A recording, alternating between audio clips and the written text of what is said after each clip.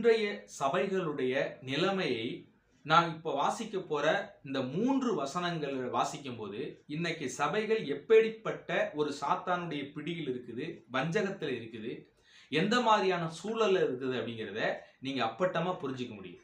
இதுக்கு சொல்யூஷன் தான் என்னங்க அப்படிங்கிறதுக்கு நான் லாஸ்டா வாசிக்க போற அந்த வசனத்துல சொல்யூஷன் இருக்குது.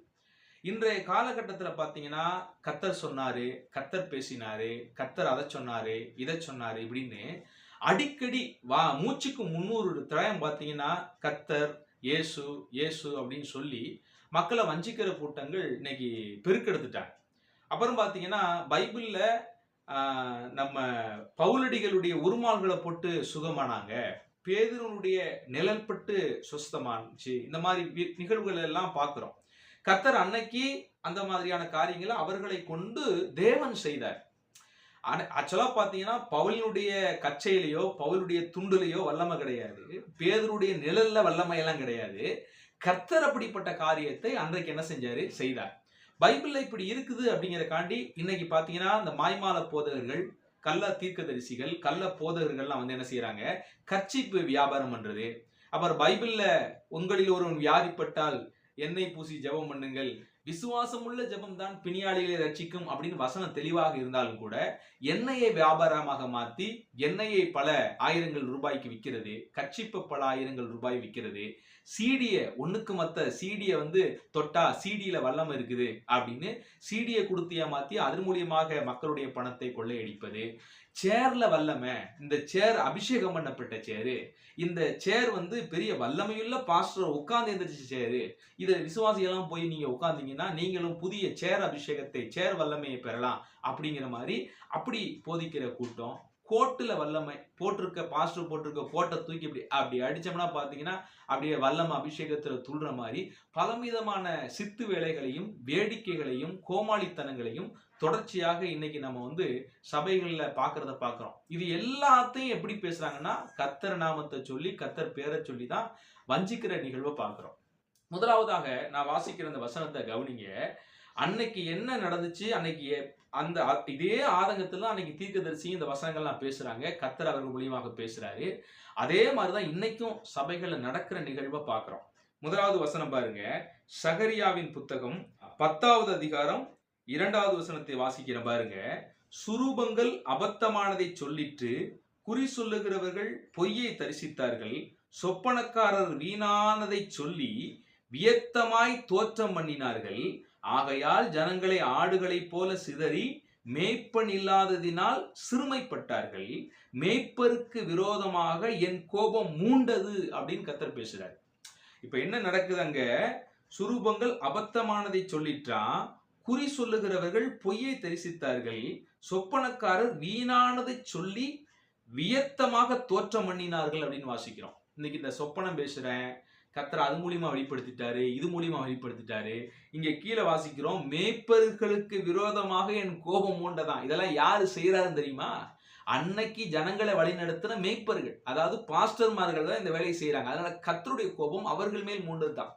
இன்னைக்கு பாருங்க, இந்த சொப்பனத்துக்கு வெளிப்பாடு சொல்றேன் அப்படின்னு கண்ட சொப்பனத்துக்கும் பல கெட்ட சொப்பனத்துக்கும் விளக்கத்தை சொல்லி சொப்பனத்தினுடைய கடவுள் கொடுக்குற விளக்கத்தையே ரொம்ப கேவலப்படுத்தி கொச்சைப்படுத்தி விட்டுறாங்க. இந்த மாதிரி விஷயங்கள் அநேக இடங்கள்ல நடக்கிறத பார்க்கிறோம். தொடர்ந்து பாருங்க, மீகாவின் புத்தகத்துல கூட ஒரு வசனத்தை வாசிக்கிறேன் பாருங்க. 3ஆம் அதிகாரம் 11வது வசனத்துல, அதன் தலைவர்கள் பரிதானத்துக்கு நியாயம் தீர்க்கிறார்கள், அதன் ஆசாரியர்கள் கூலிக்கு உபதேசிக்கிறார்கள், அதன் தீர்க்கதரிசிகள் பணத்துக்கு குறி சொல்லுகிறார்கள், ஆகிலும் அவர்கள் கர்த்தரை சார்ந்து கொண்டு கர்த்தர் எங்கள் நடுவில் இல்லையோ, தீங்கு எங்கள் மேல் வராது என்கிறார்கள். இன்னைக்கு எப்படி இந்த ஊழியக்காரங்கெல்லாம் பெருமை பிடித்தவர்களாக கர்த்தர் எங்களிடத்துல இல்லையோ என்று வீண் பெருமையும் வெட்டி பெருமையும் பேசிக் கொண்டிருக்கிறாங்களோ, அதே மாதிரி இன்றைய சபைகள் காட்சியளிக்கிறத நம்மளால பார்க்க முடியும். இந்த வசனத்தை போலவே அதனுடைய தலைவர்கள் என்ன வாங்குறாங்களாம், பரிதானம் வாங்குகிறார்கள். பரிதானம். அடுத்து அதனுடைய ஆசாரியர்கள் கூலிக்கு உபதேசிக்கிறார்கள், அதன் தீர்க்கதரிசிகள் பணத்துக்கு குறி சொல்லுகிறார்கள். இன்னைக்கு எந்த ஊழியத்தை எடுத்தாலும் மணி மைண்டட் தான், பணம். எப்படியாவது மக்களுடைய பணத்தை உறிஞ்சணும். அதுக்கு தான் தீர்க்க தரிசனம், அதுக்கு தான் ஆசாரிய வேலை, அதுக்கு தான் தலைமைத்துவம். எல்லாமே பணத்தை உறிந்துவதற்காக அப்படியே நடக்குது இங்க சொல்லப்பட்ட விஷயங்கள்லாம். இப்ப கர்த்தர் எரேமியாவை கொண்டு ஒரு வார்த்தை பேசுறாரு பாருங்க. 14ஆம் அதிகாரம் 14வது வசனத்துல, அப்பொழுது கர்த்தர் என்னை நோக்கி, தீர்க்கதரிசிகள் என் நாமத்தை கொண்டு பொய்யாய் தீர்க்க தரிசனம் சொல்லுகிறார்கள். நான் அவர்களை அனுப்பினதும் இல்லை, அவர்களுக்கு கற்பித்ததும் இல்லை, அவர்களோடு பேசினதும் இல்லை. அவர்கள் கள்ள தரிசனங்களையும் கள்ள சகுனங்களையும் இல்லாத விசேஷங்களையும் தங்கள் இருதயத்தின் கபடத்தையுமே உங்களுக்கு தீர்க்க தரிசனமாய் சொல்லுகிறார்கள். கர்த்தர் அங்கலாய்க்கிறார், கோபப்படுறாரு அவரு. ஏன்னா நான் சொல்லவே இல்லை, நான் அவன்கிட்ட பேசவே இல்லை, நான் அவனை அனுப்பவே இல்லை, அவனா ஓடுறான்.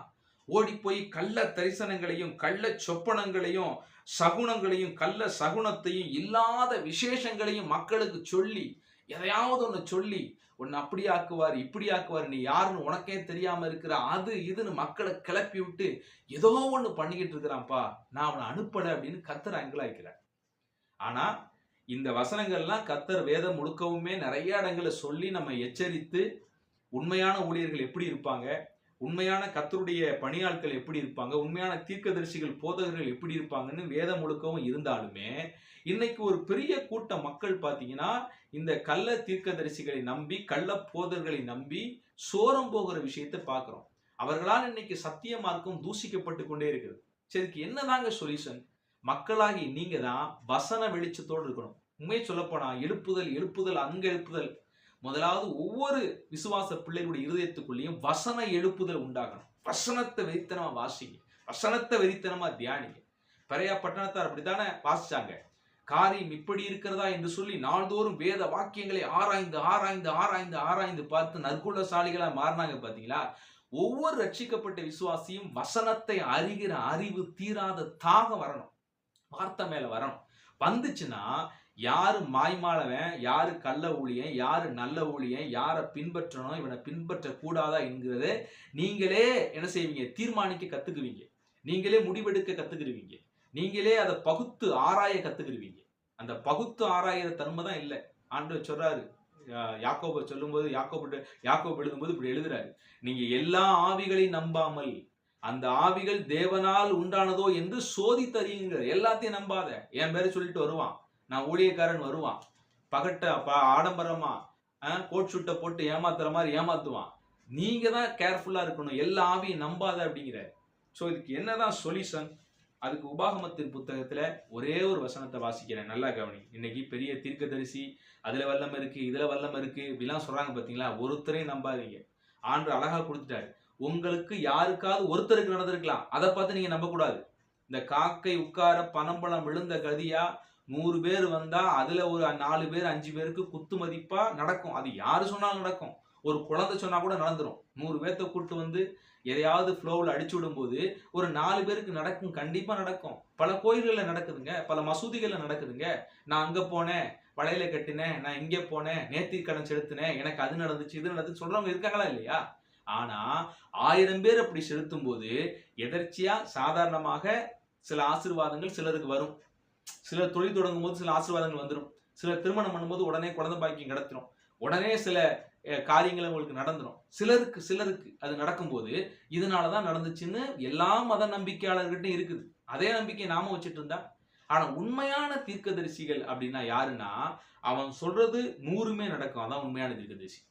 இந்த வசனத்தை கவனிங்க.